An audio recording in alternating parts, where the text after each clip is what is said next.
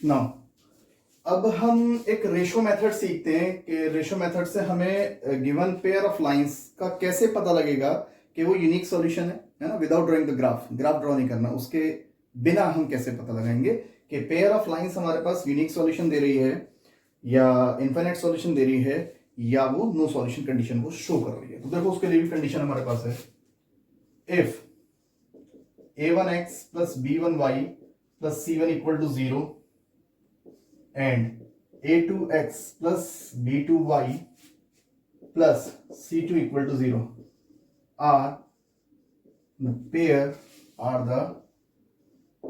of linear equations है ना, in short ऐसे लिख सकते हैं, इक्वेशंस इन टू वेरिएबल्स। ठीक है, तो सपोज हमारे पास ये pair of linear equation in two variables है ना, तो उस केस में जो हमारे पास रेशो टेस्ट होता है, एक रेशो टेस्ट कह सकते हो आप इसको, एक रेशो टेस्ट होता है कि वो टेस्ट क्या होता है, ध्यान से देखो। यहाँ पे a1 x का कोफिशिएंट, b1 y का, c1 कांस्टेंट, a2 x का कोफिशिएंट, b2 y का और c2 कांस्टेंट। तो सपोज आपको कोई स्ट्रेट लाइन जैसे इधर रखी है 2x plus 3y is equal to 7, तो सबसे पहले अपनी स्ट्रेट लाइन को हमेशा इस फॉर्म में लिखना, स्टैंडर्ड फॉर्म जो होती है ax plus by plus c equal to 0 की फॉर्म में। कहने का मतलब इक्वल टू 0 रखना है हमें। ठीक है, तो 7 इधर शिफ्ट कर देंगे तो 2x plus 3y minus of 7 equal to 0। तब ये रेशियो टेस्ट अप्लाई करना शुरू करना है ना। आपका कांस्टेंट कोशिश करो कि लेफ्ट साइड में आ जाए, और अगर ऐसा भूल जाते हो कभी कि आपका कांस्टेंट जो है राइट साइड में है, तो उस केस में जो सेकंड पेयर ऑफ इक्वेशन होगा उसका भी फिर कांस्टेंट का होना चाहिए, कांस्टेंट टर्म राइट में। ऐसा नहीं है कि एक की कांस्टेंट राइट में लिख के दूसरे की लेफ्ट में और आपने रेशियो टेस्ट लगाना शुरू कर दिया, नहीं। या तो दोनों के ही कांस्टेंट को लेफ्ट में ले आओ या दोनों की कांस्टेंट राइट में रखो। चलो, अब सपोज हमारा पेयर ऑफ इक्वेशन ये है, तो उस केस में है ना, सबसे पहले है ना, अगर आपके पास a1 अपॉन a2 यानी x के कोफिशिएंट का x के कोफिशिएंट से रेशो डज नॉट इक्वल आ रहा है b1 अपॉन b2, y के कोफिशिएंट का y के कोफिशिएंट से रेशो के इक्वल नहीं आ रहा, तो ये जो सॉल्यूशन कंडीशन होती है ये हमारी यूनिक सॉल्यूशन कंडीशन होती है, यूनिक सॉल्यूशन कंडीशन होती है ना, यूनिक सॉल्यूशन कंडीशन।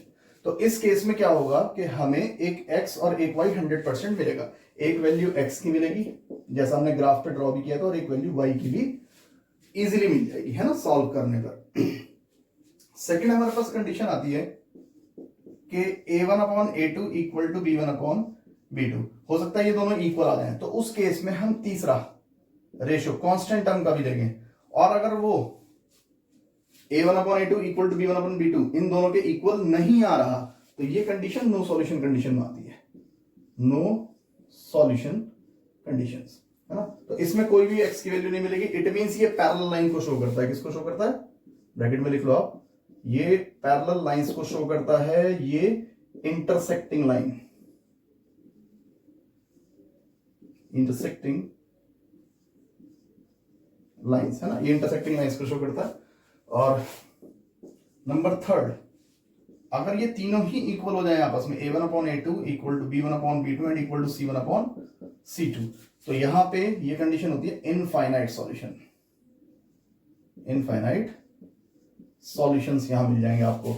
इनफाइनाइट का मतलब ये कॉन्साइड लाइंस को शो करेंगी, कॉन्साइड लाइंस को रिप्रेजेंट करेगा, है ना। तो देखो ये ज्यादा इजी पड़ता है। वो तो अगर हमसे बोर्ड में कहेगा भी ग्राफिकली चेक करना, तो मजबूरी ग्राफी बनाओगे, उसके अकॉर्डिंग चेक करोगे क्या कौन सी कंडीशन है। अदरवाइज हम इनसे भी चेक कर सकते हैं रेशियो टेस्ट के अकॉर्डिंग। आप ये कंडीशन, अगर a1 upon a2 does not equal to b1 upon b2 तो यूनिक सॉल्यूशन शो होगा, यानी x और y आपको मिल जाएंगे, आप उस क्वेश्चन को सॉल्व कर सकते हैं इजीली। और अगर शुरू के दो रेशियो इक्वल है, third one constant ratio equal नहीं आया, तो parallel line, and if all the three ratios are equal तो इनफाइनाइट नंबर ऑफ सॉल्यूशन, जैसे कॉन्साइड लाइन हम ग्राफ से ऑलरेडी पढ़ चुके हैं। तो ये भी एक रेशियो टेस्ट है ना, जो एक्सरसाइज में आगे वाली एक्सरसाइज 3.2 में हम इसका यूज करेंगे। ठीक है, तो अब हम अपनी एक्सरसाइज शुरू करते हैं। तो before it pause the video and note it down.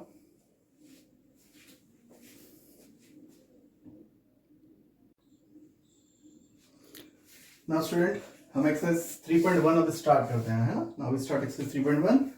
और 3 क्वेश्चन है इसके अंदर, वर्ड प्रॉब्लम्स हैं तीनों को पढ़ के हमें अलजेब्रिकली पहले यानी इक्वेशंस बनानी है, देन उसके बाद ग्राफिकली सॉल्व। तो अब सिर्फ मैं आपको एल्जेब्रिकली सिचुएशन बना के दूंगा, सॉल्यूशन ग्राफ के थ्रू आप उनको खुद करेंगे, क्योंकि ग्राफ ड्रॉ करने मैंने ऑलरेडी आपको भी 3 एग्जांपल्स में बताया कैसे क्या सिचुएशंस हो सकती हैं, वो भी बता दिया मैंने। ठीक है, तो मैं सिर्फ इनको आपको एल्जेब्रिकली रिप्रेजेंट करके दिखाऊंगा। ठीक है, बाकी का काम आपका। देखो, है ना, सॉल्यूशन क्या है। क्वेश्चन है हमारे पास, Aftab tells his daughter 7 years ago I was 7 times as old as you were then। Aftab अपनी डॉटर को क्या बताता है कि 7 साल पहले, है ना, मैं तुम्हारी एज का 7 टाइम्स था, है ना, जितनी एज तुम्हारी उस टाइम पर थी, तो मैं उस टाइम तुम्हारी एज का कितना था, 7 times. Also 3 years from now, आज से 3 साल बाद, I shall be 3 times as old as you will be। ठीक है, तो कहता है कि आज से 3 साल बाद जो तुम्हारी एज होगी, मैं तुम्हारी एज का 3 टाइम्स हो जाऊंगा। तो कहता है इजंट दिस इंटरेस्टिंग, इंटरेस्टिंग तो है ना। तो वो कहता है represent the situation algebraically and graphically. तो इस सिचुएशन को एल्जेब्रिकली और ग्राफिकली शो करके दिखाओ। तो अब एक बात बताओ, एक बार तो उसने 7 साल पहले की बात करी अपनी डॉटर से, फिर एक बार उसने 3 साल बाद की बात करी, है ना। हमें तो उन दोनों की एग्जैक्ट में प्रेजेंटेज पता ही नहीं, है ना। तो सबसे पहले हम दोनों की प्रेजेंटेज लेट करते हैं। देखो, let present age of Aftab is equal to x years, है ना। एज यूनिट क्या होती है, ईयर्स में होती है। And let present age of daughter is equal to y years, है ना। ये हमने दोनों की प्रेजेंटेज लेट कर दी। तो यहाँ पे 2 केसेस अराइज हो रहे हैं, देखो ध्यान से। एक तो उसने 7 साल पहले की बात करी है और एक बार उसने बात करी 3 साल बाद की। तो 2 केसेस में इस क्वेश्चन को सॉल्व करते हैं। एक तो 7 years ago की बात करते हैं, तो उसको मैंने कहा केस नंबर फर्स्ट, है ना। केस वाइज डिस्कस कर लेते थोड़ा इजी रहेगा। तो 7 साल पहले की बात कर रहा है, तो पहले मैं दोनों की 7 साल पहले की एज तो लिख लूं। देखो, मैंने लिखा आफ्ताब्स एज 7 years ago, है ना। 7 साल पहले आफ्ताब की एज कितनी होगी, आफ्ताब आज x ईयर्स का है, तो 7 साल पहले कितना होगा, उसमें से 7 कम कर दो, इतना ईयर्स। ठीक है, एंड ये तो आफ्ताब की एज हुई। अब डॉटर की age, daughter's age 7 years ago, 7 साल पहले। अब डॉटर की प्रेजेंट एज कितनी है, y, तो 7 साल पहले कितनी होगी, उसमें से इतना कम कर दो, इतना 7 कम कर दो, दोनों की 7 साल पहले की एज आ गई। नाउ अब मैं सिचुएशन को बैलेंस करता हूं, वो कह क्या रहा है। एक तरफ तो 7 साल पहले मैंने आफ्ताब की एज लिखी और एक तरफ लिखी मैंने इसके डॉटर की एज, है ना। अभी मैंने इसके बीच में इक्वल का साइन लगा रहा हूं, है ना, जो कि गलत है। डॉटर और आफ्ताब की एज बराबर थोड़ी जाएगी। अब इसको बैलेंस करते हैं। उसने क्या कहा, 7 years ago I was 7 times। Aftab कह रहा है 7 साल पहले मैं तुम्हारी एज का 7 टाइम्स था, है ना।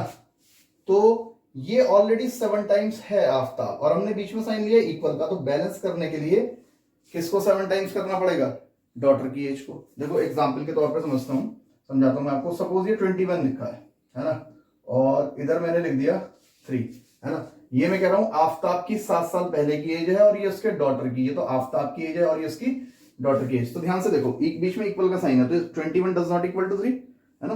तो आफ्ताब ये कह रहा है कि 7 साल पहले मैं तुम्हारी एज का 7 टाइम्स हूं। बिल्कुल ठीक कह रहा है, ये 7 टाइम्स ही तो था। देखो बैलेंस करने के लिए 7 टाइम्स किसको किया, डॉटर की एज को। तो 7 3 था 21 इक्वल टू 21। तो वही काम मैंने यहां किया है बैलेंस करने के लिए, कि आफ्ताब ने कहा कि 7 साल पहले मैं तुम्हारी एज का 7 टाइम्स था, है ना। तो 7 टाइम्स था, तो भाई बैलेंस करने के लिए किसको 7 टाइम्स करेंगे, उसकी डॉटर की एज को। तो यहां से ब्रैकेट ओपन करेंगे, तो x minus 7y minus 49। Is that clear. तो इस तरीके से बैलेंस करते हैं इक्वेशन को। तो यहां से इसको हम लिख सकते हैं x माइनस 7y, और माइनस 7 तो ऑलरेडी है, इसको इधर ले आओ प्लस का 49 इक्वल टू 0। तो x minus 7y minus plus minus ये बचेगा प्लस ऑफ 42 इक्वल टू 0। तो देखो एक लाइन तो आपके पास ये तैयार हो गई। ये आई हमारे पास केस नंबर फर्स्ट से। ठीक है, अब हम बनाते हैं केस नंबर सेकंड, है ना। देखो केस नंबर सेकंड, तो केस सेकेंड। केस सेकेंड में क्या है, 3 years from now, है ना, वो क्या कहता है कि 3 years from now I shall be 3 times as old as you will be। वो कहता है कि 3 साल बाद तुम्हारी जो भी एज होगी मैं तुम्हारी एज का 3 टाइम्स हो जाऊंगा।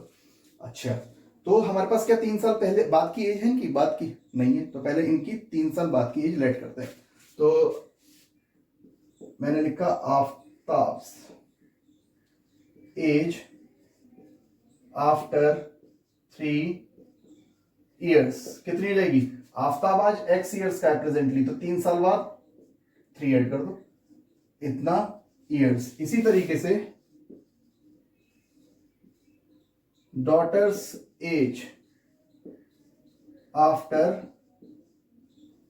3 ईयर्स कितनी हो जाएगी, डॉटर की एज आज y है तो 3 साल बाद y + 3 ईयर्स, दोनों की एज आ गई। अब इसको भी बैलेंस करते हैं, क्या है सिचुएशन, एक तरफ आफ्ताब की एज लिखी और एक तरफ उसकी डॉटर की एज, ठीक है, और मैंने बीच में लगाया इक्वल का साइन, तो बैलेंस करूंगा, आफ्ताब की एज डॉटर के एज के बराबर तो नहीं होगी, तो बैलेंस करने के लिए क्या करें, 3 years from now I shall be 3 times। अब फादर कह रहा है कि 3 साल बाद, आफ्ताब जो कह रहा है अपनी डॉटर से कि 3 साल बाद मैं 3 टाइम्स हो जाऊंगा तुम्हारी एज का, तो वो 3 टाइम्स ऑलरेडी है, हमने बीच में इक्वल का साइन लगाया, तो बैलेंस करने के लिए किसको 3 टाइम्स करेंगे, उसकी डॉटर की एज को, तो ये भी सिचुएशन बैलेंस हो गई। अब तो ब्रैकेट ओपन करो, तो x + 3 = 3y + 9, then it can be written as 3x - 3y, यहाँ +3 ऑलरेडी है, 9 को भी इधर शिफ्ट कर दो इक्वल टू 0, कहने का मतलब 3y और 9 मैंने इधर शिफ्ट कर दिया, तो ये हो गया x - 3y - 6 = 0।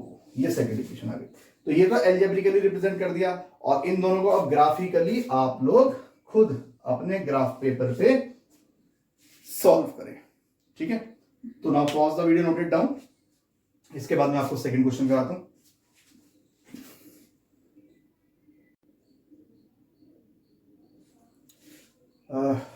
Now we start question number 2. The coach of cricket team buys 3 bats and 6 balls for rupees 3900, है ना।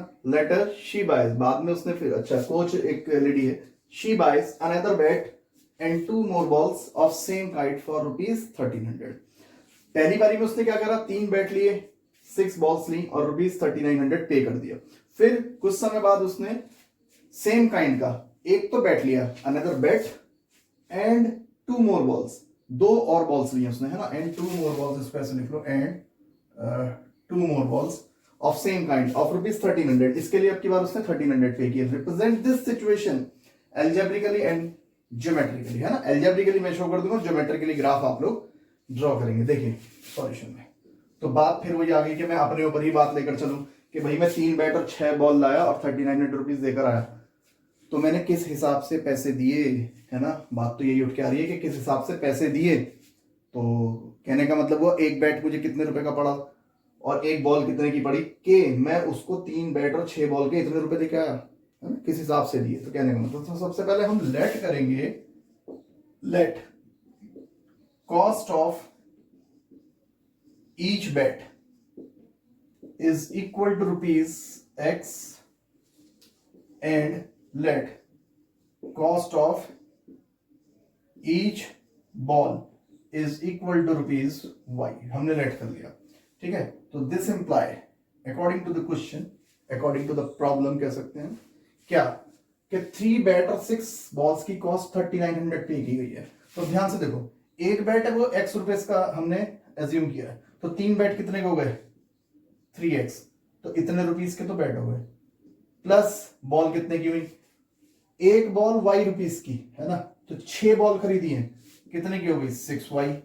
है ना, और इक्वल टू इनका जो पेमेंट टोटल करा बैट का और बॉल का मिला के कितना पेमेंट किया गया 3900, है ना।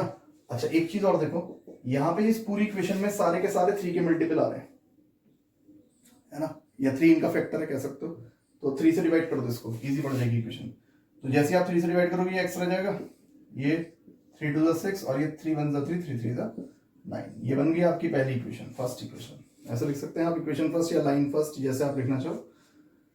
फिर ऑल्सो, है ना, ऑल्सो उसके बाद उसने क्या करा, एक तो बैट लिया, तो एक बैट था x रुपीस का, ये सीधा इतने का तो बैट लिया, प्लस 2 बॉल ली, तो एक बॉल वाई रुपीज की, 2 बॉल की कॉस्ट कितनी होगी 2y। तो अब की बार जो पेमेंट हुआ बैटर बॉल का, वो पेमेंट कितना गया 1300 है ना। कितना पेमेंट हुआ 1300। This is your second. तो ये हमारे पास दो इक्वेशंस बन गई। एल्जेब्रिकली रिप्रेजेंटेशन हो गया, ग्राफिकली आप रिप्रेजेंट करेंगे इसको। थर्ड क्वेश्चन बिल्कुल सेम पैटर्न क्वेश्चन है, उसको आप अपने आप सेम पैटर्न फॉलो करते हुए सॉल्व करें। तो now pause the video and note it down.